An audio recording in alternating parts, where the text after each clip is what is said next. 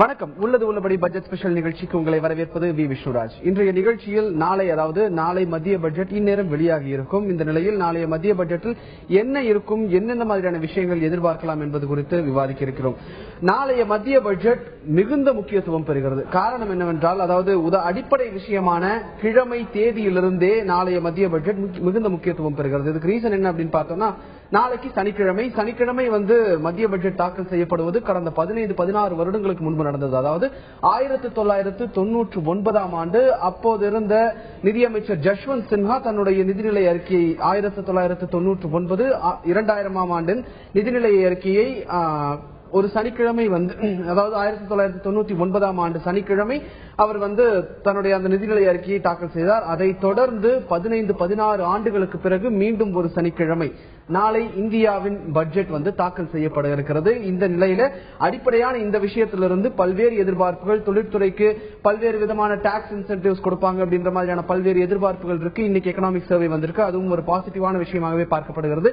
இந்த நிலையில இந்த நாளைக்கு வெளியாக இருக்கக்கூடிய மத்திய பட்ஜெட் மிகுந்த முக்கியத்துவம் பெற்றிருக்கிறது. பிரதமர் நரேந்திர மோடி தலைமையிலான மத்திய அரசின் பொது பட்ஜெட்டை நாளை நிதியமைச்சர் அருண்ஜேட்லி மக்களவையில் தாக்கல் செய்ய இருக்கிறார். ரயில்வே பட்ஜெட்டை தொடர்ந்து மக்களவையில் நாளை மத்திய பொது பட்ஜெட்டை நிதியமைச்சர் அருண்ஜேட்லி தாக்கல் செய்கிறார். இதில் ஏற்றுமதிக்கு மானியம், இறக்குமதிக்கு கூடுதல் வரி விதிப்பு, பாதுகாப்பு உள்ளிட்ட முக்கிய துறைகளில் தனியார் மற்றும் அந்நிய நேரடி முதலீட்டிற்கு அனுமதி, அரசு நிறுவனங்களின் பங்குகள் விற்பனை உள்ளிட்டவை குறித்த முடிவுகள் இடம்பெறக்கூடும் என தெரிகிறது.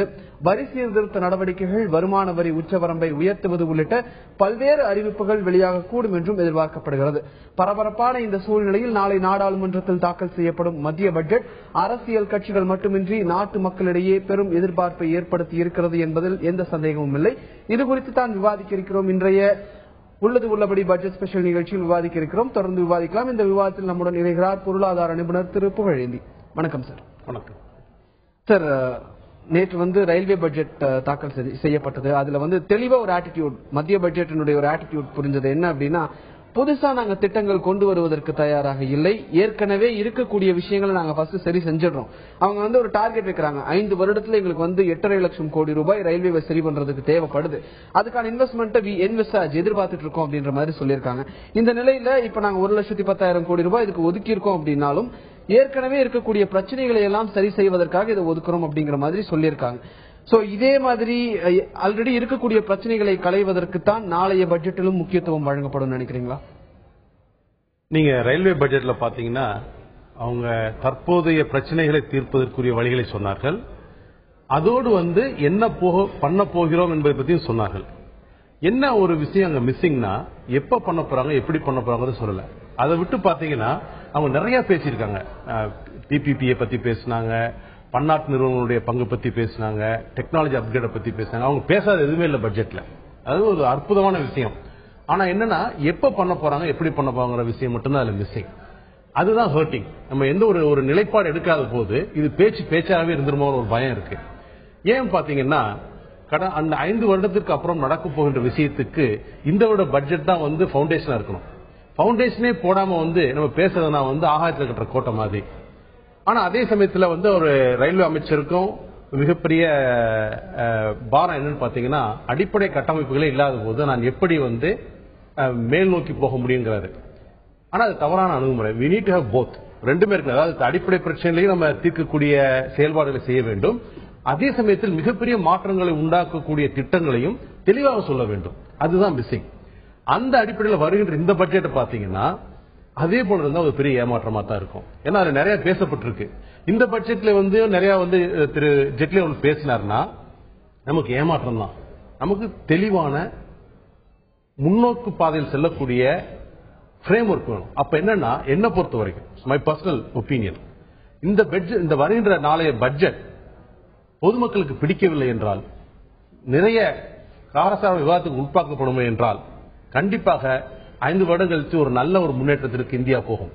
அதை தவிர்த்து இந்த பட்ஜெட் ஆகா ஓஹோ என்று எவரி பாராட்டினார் என்றால், இது எட்டனதர் பட்ஜெட். 5 வருடம் கழித்து பார்த்தால் மிகப்பெரிய மாற்றம் இருக்காது.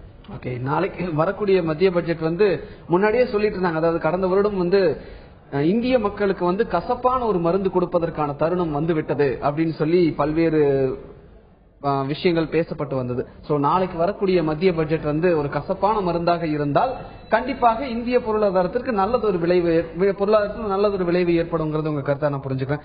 இந்த நிலையில மக்கள் கிட்ட இருக்கக்கூடிய சேமிப்பு பழக்கம் அப்படிங்கறது வந்து 2007-2008 இந்தியாவினுடைய மொத்த உள்நாட்டு உற்பத்தியில 36% வந்து இந்திய மக்கள் சேமிச்சு வச்சிட்டு இருந்தாங்க. இந்த வருஷம் கடந்த வருடம் பார்க்கும்போது 30%, 29% அதை தொட்டு 30% அந்த ரேஞ்சில் இருக்கு. கடந்த ஒரு 4-5 வருடங்கள்ல 6% வரைக்கும் இந்திய மக்களுடைய சேமிப்பு குறைஞ்சிருக்கு. அமெரிக்கன் வந்து ஒரு ஸ்பெண்டிங் எக்கானமி, இந்தியா வந்து சேவிங் எக்கானமி. சோ நம்ம அது பேசிக்காவே அடி வாங்கக்கூடிய இந்த நிலையில நாளைக்கு மத்திய பட்ஜெட்ல இந்திய மக்களுடைய சேமிப்பை அதிகரிப்பதற்கு எந்தெந்த மாதிரியான திட்டங்கள் கொண்டு வருவாங்கன்னு நினைக்கிறீங்க? பொதுவா பாத்தீங்கன்னா இந்த சேமிப்புல வந்து 30% எடுத்துட்டா கூட நம்மளை ரொம்ப ஹர்ட் பண்ற சேவிங்ஸ்னு பாத்தீங்கன்னா investment on land, investment on gold. இது ரெண்டுமே ஒண்ணுமே பண்ணாது. அது அப்படியே அந்த இடத்துலயே தான் இருக்கு எத்தனை வருஷம் போனாலும். அதனால முதல்ல வர அரசு வந்து தங்கத்துக்கு போகின்ற பணத்தை தடுக்க வேண்டும். அதுக்காக மக்கள் தங்கம் வாங்கக்கூடாதுன்னு சொல்லல. தங்கத்தை அவங்க என்ன பண்றோம், வீட்டுல வச்சுட்டு இருக்கோம். அதனால வந்து அரசு வந்து புதுமையான இன்வெஸ்ட்மெண்ட் பிளான் 5 வருடம், 10 வருடம், 15 வருடம் கோல்டு பாண்ட் அது மாதிரி கொண்டு வந்து இன்றைக்கு என்ன விலையில் நீங்கள் தங்கம் வாங்குறீர்களோ 5 வருடம் கழித்து அதே விலையில் உங்களுக்கு தங்கம் வாங்கினா அந்த பணத்தை உங்களுக்கு தருவோம். நீங்க தங்கம் வாங்குறீங்க, அந்த பணத்தை இந்த கோல்டு பாண்ட்ல போட்டு வைங்க. அது மாதிரி 5 ஆண்டு, 10 ஆண்டு, 15 ஆண்டுகள். இதற்கு வந்து நம்ம வந்து வெல்த் டாக்ஸ்ல எக்ஸம்ஷன் கொடுக்கலாம், இன்கம் டாக்ஸ் எக்ஸம்ஷன் கொடுக்கலாம். அதனால இந்த பணம் கோல்டுக்கு போகாம தவிர்த்தோம்னா கரண்ட் அக்கௌண்ட் டெபிசிட் ப்ராப்ளம் நமக்கு வராது. டிமாண்ட் குறையும் போது தங்கத்தின் விலை குறையும். அதோடு இந்த பணம் எல்லாம் வந்து நம்ம அரசுக்கு வந்து நலத்திட்டங்களுக்கும் முன்னேற்ற திட்டங்களுக்கும் அந்த பணத்தை பயன்படுத்தலாம். அதே சமயத்தில் மக்களுக்கு எந்த பாதிப்பும் கிடையாது. எப்ப வேண்டுமானாலும் அவர்கள் அன்றைய தேதியில் கோல்டு உள்ள ரேட்டுக்கு அரசு அந்த பாண்டோட பணத்தை திருப்பி தர முடியும். இது மாதிரி கொஞ்சம் இன்னோவேட்டிவான ஸ்கீம்ஸ் எல்லாம் கவர்மெண்ட் கொண்டு வரணும். ஓகே, சோ நீங்க தங்கத்தை பத்தி பேசிட்டு இருக்கும்போது இந்தியாவில் தங்கத்தை வாங்குறத நிறுத்திட்டாங்கனாலே கூட தங்கம் வந்து பிளாஸ்டிக்கோட விலைக்கு போற மாதிரி. ஏன்னா இந்தியாவினுடைய அதாவது உலகத்தினுடைய மொத்த தங்க உற்பத்தியில 1/3 அதாவது ஆவரேஜா சொல்ல போனோம்னா 35%, 33-35% வந்து இந்தியர்கள் தான் தங்கத்தை பயன்படுத்துறாங்க. சோ இந்தியர்கள் வந்து தங்கத்தை பயன்படுத்துவது எந்த அளவுக்கு குறைஞ்சிருச்சு அப்படின்னா வேர்ல்ட் லெவல்ல கமாடிட்டி மார்க்கெட்ல பார்த்தோம் அப்படின்னா கோல்டினுடைய விலை குறைவதற்கான வாய்ப்புகள் இருக்கு. இப்ப நீங்க சொல்லும் போது இன்கம் டாக்ஸ்ல கொண்டு வரும், இன்கம் டாக்ஸ்ல சலுகைகள் தேவை அப்படின்னு சொன்னீங்க. சுப்பிரமணியன் சுவாமி வந்து 2 நாளைக்கு முன்னாடி பேசும்போது அவரோட இன்டர்வியூல சொல்லியிருந்தாரு, இன்கம் டாக்ஸே வேண்டாம், அதை எடுத்துருங்க அப்படின்னு சொல்லி நான் சொல்லியிருக்கேன். இந்த வருஷம் பட்ஜெட்ல அதை பண்ணுவாங்க, அப்படி பண்ணலன்னா அடுத்த வருஷம் பட்ஜெட்லயாவது அதை பண்ணுவாங்க அப்படின்ற மாதிரி சொல்றாரு. இன்கம் டாக்ஸ் கட்டுறவங்கன்னு பார்த்தா இந்தியாவில 3% தான்.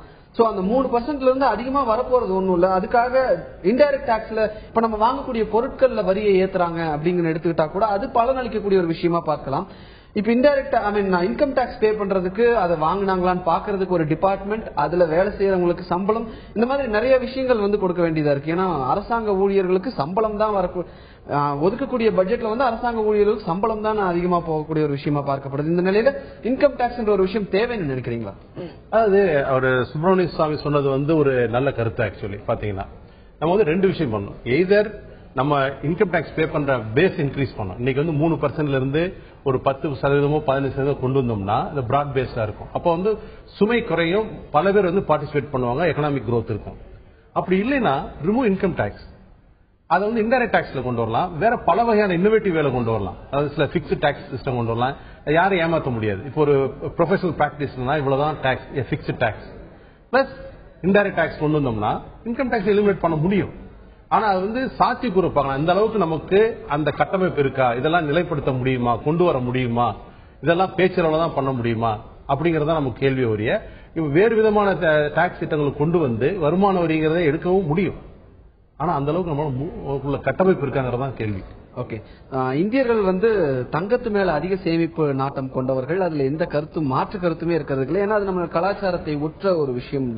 அதுல வந்து சேமிப்பை அதிகரிப்பதற்கு தங்கத்தின் மீதான பல விஷயங்கள், அதாவது முதலீட்டு திட்டங்கள் கொண்டு வரப்படுமா அப்படிங்கறத பத்தி நம்ம தொடர்ந்து பேசுவோம்.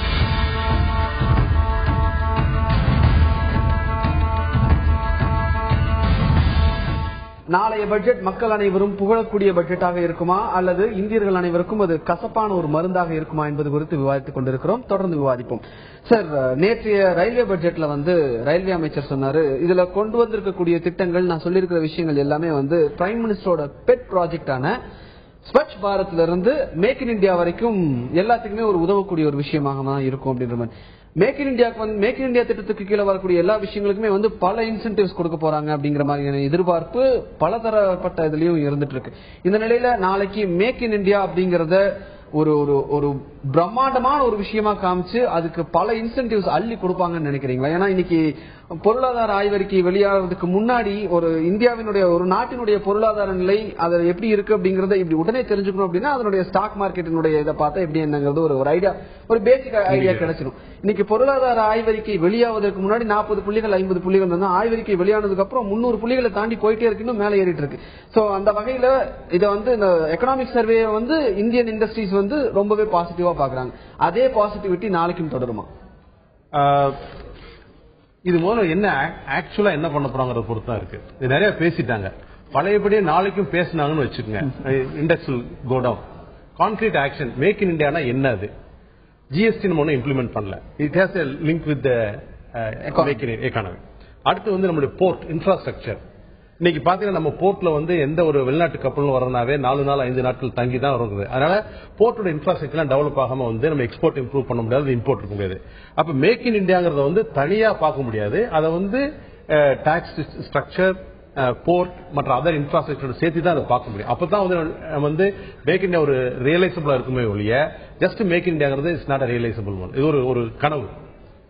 அதனால வந்து என்னதான் நீங்க சலுகை கொடுத்தாலும் கட்டமைப்பு இல்லாத போது வந்து அந்த நிலையை நம்ம அடைய முடியாது. அது மட்டும் இல்லாம மேக் இன் இந்தியா டெஃபினேஷன் என்ன? இன்னைக்கு பாத்தீங்கன்னா இல்ல பல நாட்டு கம்பெனிகள் இங்க வந்து தேர் ப்ரொடியூசிங் கார்ஸ் ப்ரொடியூஸ் பண்றாங்க, வேரியஸ் எக்யூப்மெண்ட் ப்ரொடியூஸ் பண்றாங்க. அப்ப மேக் இன் இந்தியானா என்ன? அப்படின்னா இந்தியாவில் உருவாக்கப்பட்ட இந்திய தொழில்நுட்பம், பேட்டன்ட் டெக்னாலஜி, அதுதான் மேக் இன் இந்தியாவா? இல்ல இங்க பண்றது எல்லாமே மேக் இன் இந்தியாவா? இது மாதிரி பல கேள்விகளா இருக்கு. அதை பொறுத்துதான் அவங்களுடைய சலுகைகள் இருக்கும். ஆக்சுவலா பார்க்க போனா நம்ம வந்து we have to encourage நம்மளோட பேட்டன்ட் டெக்னாலஜியை வந்து கொண்டு வரணும். அப்பதான் வந்து பின்னாட்கள்ல வந்து நமக்குன்னு ஒரு தனி இடம் இருக்கும். இல்லாட்டி வெளிநாட்டுல இருந்து ஒரு பொருட்கள் நமக்கு குறைந்த விலை உற்பத்தி பண்ணிக்கூடிய ஒரு மேனுபேக்சரிங் ஹப்பா தான் இருக்கும். சைனா மாதிரி ஆயிடும். ஆமா, சைனா மாதிரி ஆயிடும். நமக்குன்னு ஒண்ணு இருக்காது. ஆனா ரகுராமராஜன் தெளிவா மேக் இன் இந்தியா கொண்டு வரும்போதே சொல்லிட்டாரு, இது மேக் இன் இந்தியா திட்டம் வந்து சைனா மாதிரியான நாடுகளுக்கு சரி வரலாம், இந்தியாவுக்கு அது சரி வராது அப்படின்னு ஓபனாவே சொல்லியிருந்தாரு. அதனால வந்து நாளைக்கு என்ன பத்தி பேச போறாங்க, ஒருவேளை நல்ல ஒரு திட்டமான முடிவுகள் எடுத்தார்களே என்றால் கண்டிப்பா இண்டெக்ஸ் அதிகமாக இன்க்ரீஸ் ஆகும். ஓகே, சோ அந்த திடமான முடிவுகள் எதிர்பார்ப்புங்கிறது ரொம்பவே அதிகரிச்சுட்டு தான் இருக்கு. சோ இந்த நிலையில வங்கிகள் வீதிக்கு ஒரு வங்கி அப்படிங்கிற மாதிரி ஆயிடுச்சு. அது போக இப்ப ரிசர்வ் பேங்க்கும் வந்து நிறைய, அதாவது வங்கிகளுக்கு வந்து புது வங்கிகளுக்கு அனுமதி கொடுத்துக்கிட்டே தான் இருக்காங்க. ஆனா இதுக்கு முன்னாடி சிதம்பரம் பினான்ஸ் மினிஸ்டர் அந்த டைம்ல இருந்து அதுல என்ன சொல்லிட்டு இருந்தாங்கன்னா, இந்தியாவில் இருக்கக்கூடிய அனைத்து நேஷனலைஸ் பேங்க்ஸ் எல்லாத்தையும் ஒன்றிணைத்து 7 வங்கிகளா கொண்டு வந்துட்டோம் அப்படின்னா நமக்கு இன்ஃப்ராஸ்ட்ரக்சர், வங்கிகளுக்கான இன்ஃப்ராஸ்ட்ரக்சர் குறையும், வேலை பணு குறையும் அப்படிங்கறது ஒரு முக்கியமான விஷயம். எல்லா பணமும், கேபிட்டல் பணம் எல்லாமே வந்து மொத்தமா அந்த 7 வங்கிகளுக்குள்ள மட்டுமே இருக்கும். அதனால நேஷனலைஸ் பண்ணி இருக்கக்கூடிய எல்லா வங்கிகளையும் ஒன்றிணைப்பது வந்து ஒரு முக்கியமான விஷயம் அப்படின்னு பல வருடங்களா சொல்லிட்டு இருக்காங்க. பேங்கிங் செக்டாருக்கு இந்த அரசு வந்து அதிகமான முக்கியத்துவம் தரும் அப்படின்னு ஒரு எதிர்பார்ப்பு இருக்கு. காரணம் என்ன, தொழில்துறைக்கு வங்கி கடன் கொடுக்க வேண்டியது இருக்கு, அவங்களுக்கு பணம் வேணும், இந்த மாதிரியான விஷயங்கள் எல்லாமே நம்ம சொல்லலாம். இந்த நிலையில நாளைக்கு வங்கித்துறையை ஒன்றிணைப்பதற்கான அறிவிப்புகள் வெளியாகுமா? அப்படி வெளியாகிறதுக்கான வாய்ப்புகள் எந்த அளவுக்கு இருக்கு? கண்டிப்பா வந்து நான் எதிர்பார்க்கிறோம். நாளைக்கு வந்து வங்கிகளை வந்து ரேஷனலைஸ், அது ஒருங்கிணைப்பார்களா அல்லது வேற மாதிரி கொண்டான்னு தெரியாது. ஏன்னா ஒரு கடந்த சில மாதங்களா ஒரு பேச்சு என்னதுன்னா, என்பிஏ பாத்தீங்கன்னா கிட்டத்தட்ட 12% of the total asset is NPA. That is the biggest problem for the PSU banks. கடனை வாங்கி விட்டு திருப்பி கொடுக்காதவர்கள் stressed assets. அதை எப்படி மேனேஜ் பண்றதுக்கு இது தனியா அதுக்குன்னு ஒரு கம்பெனி உருவாக்கி அதன் மூலம் வந்து குறைப்பாங்க. மற்ற நாடுகள் அது மாதிரி பண்ணிருக்கு. அதனால கண்டிப்பா வந்து பேங்கிங்கை பத்தி ஒரு எதிர்பார்ப்பு நாளைக்கு இருக்கு. ஒன்னு வந்து எப்படி வந்து பேசல் 3க்கு வந்து பணத்தை நம்ம கொண்டு வர போறோம், அப்ப வந்து நம்மளுடைய கவர்மெண்டோட பங்குகளை குறைத்துக் கொள்வோமா, இல்ல வேற எந்த வகையில் பணத்தை உள்ளே கொண்டு வருவது அப்படிங்கிற ஒரு பல பிரச்சனைகள்லாம் இருக்கும். நாளைக்கு வங்கிகளை பற்றிய மிக முக்கியமான செய்திகள் வெளியலாம் என்று எதிர்பார்க்கிறோம். சார், நான் திரு ஆடிட்டர் குருமூர்த்தி கிட்ட பேசிட்டு இருக்கும்போது அவர் ஒரு விஷயம் சொன்னாரு. நான் பிரணாப் முகர்ஜி வந்து பினான்ஸ் மினிஸ்டர் இருந்தப்ப அவர்கிட்ட ஒரு விஷயம் சொல்லியிருந்தேன். என்ன அப்படின்னா, நீங்க பட்ஜெட்ல இந்த விஷயத்தை கொண்டு வாங்க அப்படின்னு சொல்லியிருந்தேன். என்ன அப்படின்னா, இந்திய மக்கள் அனைவருமே வந்து தங்கத்துல முதலீடு செய்யறதுக்கு வந்து ரொம்பவே ஆர்வமா இருக்கக்கூடிய மக்கள் தான். அதனால நம்ம பிசிக்கலா கோல்டு இம்போர்ட் பண்ணாதான் நமக்கு வந்து ஏற்றுமதிக்கும் இறக்குமதிக்கும் இடையான வித்தியாசம் வந்து அதிகரிக்குது. நம்ம நிறைய டாலரை கொண்டு போய் கொட்டுற மாதிரி இருக்கு. அதனால நீங்க வந்து பேப்பர் கோல்டு, அதாவது நீங்க பணத்தை என்கிட்ட கொடுங்க, இந்திய அரசாங்கத்துக்கிட்ட கொடுங்க, நான் அதை வந்து இந்தியன் எக்கானமிக்குள்ள பம்ப் பண்ணிக்கிறேன், உங்களுக்கு நாங்க பேப்பரா கோல்ட்ல கொடுத்துறோம், நாளைக்கு நீங்க விக்கிறீங்க அப்படின்னா அன்னைக்கு மார்க்கெட் ரேட் என்னவோ அந்த அன்னைக்கு அந்த ரேட்டை நீங்க அப்படியே பார்த்து வாங்கி நீங்க வெளியே கூட கோல்டு வாங்கிக்கலாம் அப்படிங்கிற ஒரு விஷயத்த கொண்டு வாங்க அப்படின்றத நான் பினான்ஸ் மினிஸ்டரா திரு பிரணாப் முகர்ஜி இருந்தப்பவே நான் வந்து சொல்லியிருந்தேன் அப்படிங்கிற மாதிரி சொல்லியிருந்தாரு. ஆனா இன்னைக்கு வரைக்கும் அதற்கான ஒரு இது இல்ல. நமக்கு முக்கியமான ஒரு விஷயம் அப்படின்னு பார்த்தா தங்கத்தின் இறக்குமதி மூலமா நம்மளுடைய ஏற்றுமதிக்கும் இறக்குமதிக்குமான வித்தியாசம் அதிகரிச்சுக்கிட்டே இருக்கு. இந்த பட்ஜெட்லயாவது தங்கத்தில் செய்யப்படும் முதலீட்டுக்கு சலுகைகள் கிடைக்குமா? தங்கத்துல சலுகைகள் கொடுக்க கூடாது. ஆக்சுவலி எதுக்கு கொடுக்கணும்? அது நீங்க சொல்ற மாதிரி அப்ப நான் வந்து இன்வெஸ்ட் பண்ணணும்னு நினைக்கிறேன், நீங்க கொடுக்கற மாதிரி அரசாங்கமே பாண்டே கொடுக்கறாங்கன்னு கொடுக்கலாம். அந்த பாண்ட்ல கோல்டு பாண்ட்ல நான் இன்வெஸ்ட் பண்றேன் அப்படின்னா அந்த கோல்டு பாண்ட் மாதிரியான விஷயங்கள் வருவது அதுக்கு சலுகை கொடுக்கலாம். ஏன்னா இதுல ரெண்டு விஷயம் இருக்கு. ஒண்ணு, தங்கத்துல பணத்தை வச்சீங்கன்னா அந்த பணத்துல வந்து அரசாங்கத்தோட எக்கனாமிக் ஆக்டிவிட்டி யூஸ் இல்ல, நமக்கும் பலன் கிடையாது, அப்படியே தான். ரெண்டாவது கேட் வந்து குறைவு போறது இல்ல. அந்த மாதிரி இதுக்கு சலுகை தரலாம். கண்டிப்பா வெல்த் டாக்ஸ், இன்கம் டாக்ஸ், இது மாதிரி சலுகைகள் தரலாம். ஓகே சார், நம்ம இதை பத்தி தொடர்ந்து பேசுவோம். அதாவது நேற்று வந்து ரயில்வே பட்ஜெட்ல முக்கியமா ஒரு விஷயம் பார்க்க போனா ரயில்வே இன்ஃப்ராஸ்ட்ரக்சரை வந்து அதிகரிக்க போறோம். தப்பான அதாவது சரி செய்யப்படாத விஷயங்கள் அனைத்தையும் நாங்க ஃபர்ஸ்ட் சரி செஞ்சிடறோம். ரயில்கள் நிறைய கொடுத்துட்டு இருக்கிறது விஷயம் இல்ல, தப்பா இருக்கிற விஷயங்கள் சரி செய்யப்படாத விஷயங்கள் எல்லாத்தையும் நாங்க சரி செஞ்சதுக்கு அப்புறம் கொஞ்சம் கொஞ்சமா வளர்ச்சியை கொண்டு வருவோம் அப்படிங்கிற மாதிரியான ஒரு விஷயம் வந்து முன்னெடுத்து வைக்கப்பட்டதாக பார்க்கப்படுகிறது. நம்ம நாளைக்கு பட்ஜெட்லயும் வந்து இந்தியாவுடைய இன்ஃப்ராஸ்ட்ரக்சர் தொழில்துறைக்கு தேவையான விஷயங்கள் எல்லாத்தையுமே சரி செஞ்சதுக்கு அப்புறம் தான் இந்த மாதிரியான பல சலுகைகள் எல்லாம் வழங்குவாங்களா அப்படிங்கறத பத்தி நம்ம தொடர்ந்து பேசுவோம். நிகழ்ச்சியில் நாளைய மத்திய பட்ஜெட்டில் என்ன இருக்கும், என்னென்ன விஷயங்கள் எதிர்பார்க்கலாம் என்பது குறித்து விவாதித்துக் கொண்டிருக்கிறோம். அதற்கு முன்பாக தொழில்துறையினர் குறிப்பாக நாளை வெளியாக இருக்கக்கூடிய மத்திய பட்ஜெட்டில் என்ன தங்களுடைய என்ன எதிர்பார்ப்புகள் வைத்திருக்கிறார்கள் என்பது குறித்த அவருடைய கருத்துக்களை முதலில் பார்த்து விடலாம். மீனவர்களுக்கு தனி அமைச்சகம் வேணுங்கிறது ஒரு பெரிய கோரிக்கை. தேர்தலுக்கு முன்னாடி கொடுக்கப்பட்ட வாக்குறுதி அதை வந்து நிறைவேற்ற இந்த அரசு. அது மட்டும் இல்லாம மீனவர்கள் மீன் பிடிக்கக்கூடிய டீசலுக்கு முழு மானியம் கொடுக்கக்கூடிய வரியில் விலக்கு நீக்கப்பட்ட டீசல் வழங்குறதுக்கு உண்டான நடவடிக்கை பண்ணி கொடுக்கணும். அது மாதிரி மீன் பிடிக்கிறதுக்கு ஒவ்வொரு பகுதியிலையும் தமிழ்நாடு முழுவதும் துறைமுகங்கள் இல்லாம மக்கள் கஷ்டப்பட்டு இருக்காங்க. அது வெறும் ஏட்டு சுரக்காயா மட்டுமே இருக்கு தவிர அதை நடைமுறைப்படுத்தி எங்களுடைய மீனவர்கள் மீன் பிடிக்கிறதுக்கு எல்லா இடங்களையும் துறைமுகம் அமைச்சு கொடுக்கணும். பஞ்சை சார்ந்த ஒரு உற்பத்தி மட்டும்தான் நம்ம வந்து முதன்மையாக கொண்டுள்ளோம். இதே வந்து இன்னும் வந்து இந்த மேன்மேட் ஃபைபர் என்று சொல்வார்கள் MMF மற்றும் அந்த பாலிஸ்டர் பெட்ரோலியம் ப்ராடக்டிலிருந்து எடுக்கக்கூடிய அந்த பாலிஸ்டர் நூலிலைகளை வைத்து தயாராகும் ஆடைகளை வந்து உருவாக்கக்கூடிய ஒரு வழிவகையும் வந்து நாம வந்து மேற்கொள்ள வேண்டும் என்பது எங்களுடைய நீண்ட நாள் கோரிக்கை. வரி சலுகைகளை வந்து ஏற்படுத்தி கொடுத்தால் திருப்பூர் வந்து இன்னொரு 2 மடங்கு திருப்பூர் வந்து உயரக்கூடிய ஒரு வாய்ப்பு வந்து திருப்பூர்லேயே வந்து நிகழ்த்த முடியும். சிறு தொழிலுக்காக குறிப்பாக அதனுடைய 1.5 கோடி உள்ள வரம்பு உச்ச வரம்பு அதை 3 கோடியாக உயர்த்தப்பட வேண்டும். அது மட்டுமில்லாமல் சர்வீஸ் டாக்ஸ் தொகையும் சிறு தொழிலுக்காக குறைந்தபட்சம் 10 லட்சம் இருப்பதை அதை 30 லட்சமாக கண்டிப்பாக மாற்றப்பட வேண்டும். இதனால் சிறு தொழிலும் வளர்ச்சி அடைவதற்கு வழிவகுக்கும் என்பது எங்களுடைய தலைமையான வேண்டுகோள். உற்பத்தி பொருளுக்கு தேவையான மூலப்பொருட்கள் வட மாநிலங்களிலிருந்து இங்கே கொண்டு செல்லப்படுவதால் அது டிரான்ஸ்போர்ட் செலவு மற்றும் வந்து வரி அந்த மாநிலத்தில் ஒரு வரி இந்த மாநிலத்தில் ஒரு வரி என்று பல வரி விதிப்புகளால் மற்ற மாநிலங்களோடு போட்டி போட முடியாத அளவுக்கு எங்களுக்கு தமிழகத்தில் இருக்கின்ற குறிப்பாக தென் மாவட்டங்களில் இருக்கிற எங்களுடைய கோவை மாவட்டம் மிகுந்த நெருக்கடிக்கு ஆளாக்கப்பட்டிருக்கிறோம். ஆகையால் சீரான வரி விதிப்பு எங்கு எது எடுத்தாலும் ஒரே வரி விதிப்பு இருக்குமானால் வரக்கூடிய காலங்களில் போட்டிகளில் பங்கெடுத்து இந்த மாவட்டத்தில் தொழில் இழந்து மிகுந்த நெருக்கடியில் இருக்கிற கோவை போன்ற மாவட்டங்கள் மீண்டும் வளர்ச்சி அடைவதற்கும் தொழிலில் முன்னேற்றம் காணுவதற்கும் வலியிருக்கும் என்று இந்த பட்ஜெட்டில் இருந்து எதிர்பார்ப்போடு காத்திருக்கிறோம். பல்வேறு எதிர்பார்ப்புகள் நிலவுகின்றன. நாளை இதே நேரம் அவர்களுடைய எதிர்பார்ப்புகள் பூர்த்தி செய்யப்பட்டிருக்குமா என்பது தெரிய வந்திருக்கும். சார், இப்போ மானியம் we will rationalize the subsidies அப்படின்னு சொல்லி அருண்ஜேட்லி சொல்லியிருந்தாரு. மானியங்கள் குறைக்கப்படுவது வந்து நாளைக்கு மானியங்கள் குறித்த அறிவிப்பு எந்த அளவுக்கு இருக்கும்னு நினைக்கிறீங்க? கண்டிப்பா வந்து அக்கௌண்டபிலிட்டி பேஸ்ட் சப்சிடி இருக்குன்னு நினைக்கிறேன் நான்.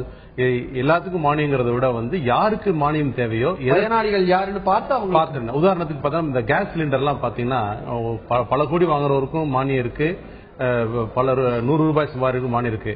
அதெல்லாம் ரேஷனலைஸ் பண்ணணும். அதனாலதான் இப்ப வந்திருக்கிற வங்கியில் அளிக்கப்படும் அந்த மானிய தொகையின் மூலம் அதெல்லாம் கட்டுக்குள்ள கொண்டு வரலாம். அதனால கண்டிப்பா வந்து அதற்கான எதிர் முடிவெடுக்கிறாங்களோ இல்லையோ அதற்கான அறிவிப்புகள் இருக்கும். ஓகே, நீங்க சொல்ற மாதிரி பார்த்தா பெட்ரோல் டீசல் டீரெகுலேட் பண்ணதுமே அப்போ ஒரு இந்த மாதிரியான பேசிஸ்ல பண்ணதுதான் அப்படிங்கிற மாதிரி தோண வைக்குது. இந்த நிலையில மேக் இன் இந்தியா அப்படிங்கறதையும் தாண்டி இந்தியாவினுடைய இன்ஃப்ராஸ்ட்ரக்சரை டெவலப் பண்றதுக்கு அதிக முக்கியத்துவம் வழங்கப்படும் நினைக்கிறீங்க? ஏன்னா நம்ம கிட்ட விவசாய பொருட்களை பாதுகாத்து வைப்பதற்கு கூட சேமிப்பு கிடங்குகள், அத்தியாவசிய தேவைகளுக்கு கூட அந்த சேமிப்பு கிடங்குகள் பத்தாத அளவுக்கு தான் இருக்கு. இந்த நிலையில டோட்டல் இன்ஃப்ராஸ்ட்ரக்சரை ஒரு ஸ்ட்ரெங்தன் பண்றதுக்கான பட்ஜெட்டா அது நாளைக்கு அமையும் நினைக்கிறீங்க? ஐ திங்க் கண்டிப்பா இருக்கும். இது ரொம்ப நாளா இதை பத்தி பேசிட்டு இருக்காங்க. நேற்று ரயில்வே அமைச்சரோட இதை பத்தி பேசினாரு. இது மாதிரி உணவுப் பொருட்களை பாதுகாக்கக்கூடிய குடவுன்ஸ் அது மாதிரி இதெல்லாம் வந்து ரயில்வே டிபார்ட்மெண்ட் ஆல்சோ ட்ரைங் இன் பைலட் பேசிஸ் அப்படின்னா அது இண்டிகேட்டர். அப்படின்னா வந்து அவங்க ரயில்வே பண்ண ஆரம்பிக்கும் போது உணவுப் பொருட்களை பதப்படுத்த வேண்டிய சூழ்நிலை நமக்கு தள்ளப்பட்டிருக்கும். ஏன்னா பிரைஸ் இன்ஃபிளேஷனை கண்ட்ரோல் பண்றதுக்கு அது ஒரு முக்கியமான ஒரு செயல் நான் நினைக்கிறேன். அதனால கண்டிப்பா அதை பற்றியான ஒரு நல்ல அறிவு வரும்னு எதிர்பார்க்கிறேன். ஓகே, சோ இப்போ நேற்று ரயில்வே பட்ஜெட்ல பார்க்கும்பொழுது பப்ளிக் பிரைவேட் பார்ட்னர்ஷிப்ல கொண்டு போறப்போ இந்தியாவில் இருக்கக்கூடிய நிறைய பேருக்கு வேலை வாய்ப்புகள் கிடைப்பதற்கான வாய்ப்புகள் அதிகமா இருக்கு அப்படின்ற மாதிரி சொல்லியிருந்தாங்க. நாளைக்கும் வந்து இந்த பப்ளிக் பிரைவேட் பார்ட்னர்ஷிப் பத்தின நிறைய சலுகைகள் வருவதற்கு, திட்டங்கள் வருவதற்கு வாய்ப்புகள் இருக்கு. ஏன்னா எஃப்டிஐ குறித்து பல இன்வெஸ்ட்மெண்ட் உள்ள டிராக் பண்றதுக்காக நிறைய விஷயங்கள் பண்ணிட்டு இருக்காங்க. இந்த நிலையில அரசாங்கத்தினுடைய வேலையை பப்ளிக் பிரைவேட் கூட பகிர்ந்து செய்வதனால் பல்வேறு திட்டங்கள் வெளிவதற்கான வாய்ப்புகள் இருக்கு. இல்ல இப்ப பாத்தீங்கன்னா இப்போ நிறைய இது வந்து டிஃபென்ஸ் எல்லாம் பாத்தீங்கன்னா வந்து எப்படி கொண்டு போது பிரைவேட் செக்டாரோட பார்ட்டிசிபேஷன் அதிகமா இருக்கும் உங்களுக்கு. அதனால வந்து இருக்கிற அரசு வேலைகள் மற்றவர்களுக்கு தரங்கிறத விட புதிய வேலை வாய்ப்புகள் உருவாக்கப்படுங்கிறது தான் என்னுடைய எண்ணம். ரெண்டாவது விஷயம் பாத்தீங்கன்னா ஸ்கில் டெவலப்மெண்ட்டுக்கு நான் நல்ல ஒரு பட்ஜெட் அலோகேஷன் இருக்குன்னு நான் நினைக்கிறேன். நான் ஆல் ஓவர் த இந்தியா இன்னைக்கு இருக்கிற யூத் எல்லாம் வந்து we have enormous amount of youth, they are not ready to employable. அதனால ஸ்கில் டெவலப்மெண்ட்டுக்கு ஒரு பெரிய பட்ஜெட் நாளைக்கு இருக்கும்னு நான் எதிர்பார்க்கிறேன். சார், பட்ஜெட் போட்டுறாங்க, பல கோடி ரூபாய் ஒதுக்கிடுறாங்க, அதை எக்ஸிக்யூட் பண்றதுக்கான திறன், மேன் பவர் நம்ம கிட்ட கரெக்டான மேன் பவர் நம்ம எடுத்து யூட்டிலைஸ் பண்றோமா? அது வந்து ஃபர்ஸ்ட் வந்து அது வந்து எக் அண்ட் சிக்கன் மாதிரி. ஃபர்ஸ்ட் வந்து வேணா பணம் இல்லாதனால அங்க பண்ண முடியுமாங்க. ஃபர்ஸ்ட் பட்ஜெட் கொடுத்துட்டு public private participation skill development program கொண்டு வரலாம். பல நல்ல யூனிவர்சிட்டிஸ் இருக்கு, நல்ல ஒரு சூழ்நிலை இருக்கு இப்ப private engagement on skill development. Okay sir, இவ்வளவு நேரம் நாளைக்கு வெளியாக இருக்கக்கூடிய மத்திய பட்ஜெட்ல என்னென்ன விஷயங்கள் இருக்கும், என்னென்ன தேவைகள் பூர்த்தி செய்யப்படுமா, என்னென்ன மாதிரியான விஷயங்கள் அம்சங்கள் அடங்கி இருக்கும் அப்படின்றத பத்தி எல்லாம் விளக்கங்கள் தந்தீங்க. உங்க தகவல்கள் இத்துடன் உள்ளது உள்ளபடி பட்ஜெட் ஸ்பெஷல் நிகழ்ச்சி நிறைவு பெறுகிறது. தொடர்ந்து இணைந்திருங்கள் தந்தி டிவியுடன்.